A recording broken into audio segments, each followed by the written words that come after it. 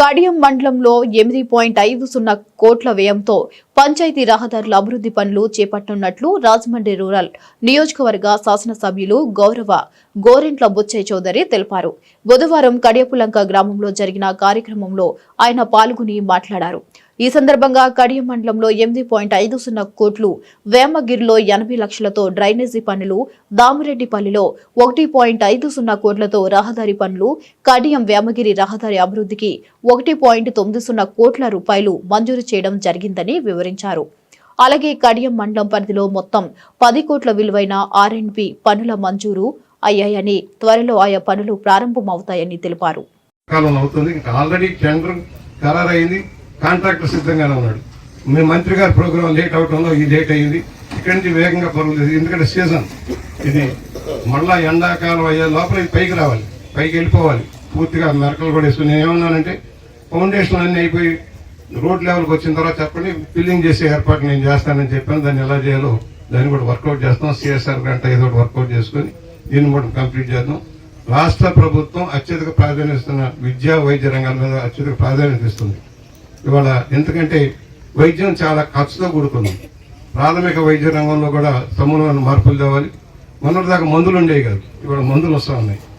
ఖచ్చితంగా హాస్పిటల్స్ అన్ని తనిఖీ చేస్తూ ఉన్నాం. ప్రతి హాస్పిటల్లో కూడా మందులు సకాలంలో అవుతున్నాయి, అన్ని రకాల మందులు వస్తూ ఉన్నాయి. డాక్టర్స్ ఉన్నారు, పారామెడికల్ సిబ్బంది ఉన్నారు. అందరినీ కూడా ఉపయోగించుకొని మనం ముందుకు వెళ్తూ ఉన్నాం.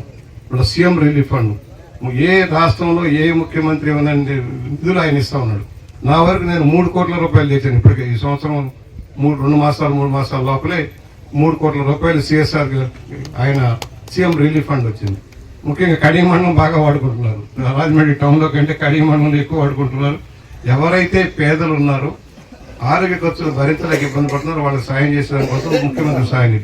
ఇవాళ మరలా సుబ్బారావు గారికి ఏంటంటే 8,50,00,000 రూపాయలతోటి పంచాయతీ రోడ్లు అయిపోతున్నాం. పంచాయతీ ఈ ప్రాంతం కడియం మండలం వరకు 8,50,00,000 రూపాయలు అలొకేట్ చేసాం.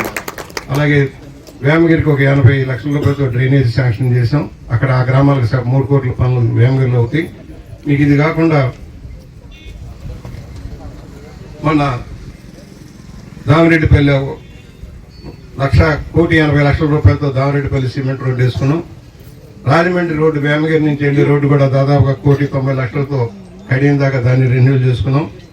కడిపులంకలో పిఎస్సి వాళ్ళ శాంక్షన్ అయింది. మరో 4-5 వర్క్లు కూడా R&B దాదాపు ఒక 10 కోట్ల రూపాయలతోటి R&B రోడ్లు కూడా ఈ సీజన్లో టేకప్ చేయబోతా ఉన్నాం. ఎందుకంటే కడియం మండలంలో రహదారులు సరిగా లేవు, హెవీ ట్రాన్స్పోర్టేషన్ రావడంలో కొంచెం ఇబ్బంది అవుతుంది. ముందుగా దాత గారికి నేను ధన్యవాదాలు తెలియజేస్తున్నాను. మిగతా విషయం నాకు తెలియదు కానీ ఆ రోజుల్లో అన్నం చంటి గారు తెచ్చి సీతామహాలక్ష్మి గారు దాత ఇస్తారు, ఒక కాపు కళ్యాణ మండపం కడదామన్నారు, శాంక్షన్ చేయించారు. కాపు కళ్యాణ మండపం శాంక్షన్ చేయించాను. ప్రభుత్వం మారేటప్పుడు దాన్ని రద్దు చేశారు. ఆ తర్వాత ప్రాథమిక ఆరోగ్యంలో శంకుస్థాపన చేశారు, కానీ ఏదో అంటారు మర్చిపోయారు. శంకుస్థాపన చేశారు, పని మర్చిపోయారు. మళ్ళీ అది క్యాన్సిల్ అయిపోయింది. మళ్ళీ మన ప్రభుత్వం ఎన్డీఏ కూటమి వచ్చిన తర్వాత జనసేన, తెలుగుదేశం, బీజేపీ నాయకత్వంలో ఎన్డీఏ కూటమి వచ్చాక మళ్ళీ దీన్ని న్యూ అప్రూవల్ తీసుకున్నాం. న్యూ వైద్యం ఉన్న ఇవాళ 24 రకాల పెన్షన్లు రాష్ట్రంలో ఉన్నాయి. మీకు అందరికీ తెలియజేస్తుందంటే భారీ బడ్జెట్ దానికి అయిపోతుంది. 35,000-40,000 కోట్ల రూపాయల సాలిన పెన్షన్లకు అవుతుంది. 24 రకాల పెన్షన్, 4,000 రూపాయలు, 6,000 రూపాయలు, 10,000 రూపాయలు, 15,000 రూపాయల దాకా పెన్షన్ ఉంది. 64 లక్షల మందికి ఇచ్చినా ఇంకా 10 లక్షల మంది మాకు కావాలనే వాళ్ళు ఉన్నారు. సరే, అర్హులకే ఇద్దాం, అనర్హులకి ఇవ్వడం సరైనది కాదు. ఎందుకంటే రాష్ట్ర బడ్జెట్ కూడా కష్టాల్లో ఉంది. రాష్ట్ర విభజన వల్ల నష్టపోయాం. గత ప్రభుత్వ నిర్వహణ ఇంకా నష్టపోయాం. ఇవాళ ప్రతి పైసా 1వ తారీఖు జీతాలు వస్తున్నాయా లేదా, ఇదివరకు జీతాలు ఎప్పుడు వస్తాయో తెలిసేది కాదు. అలాగే అన్ని రంగాల అభివృద్ధిలో మనం ముందుకు సాగుతున్నాం.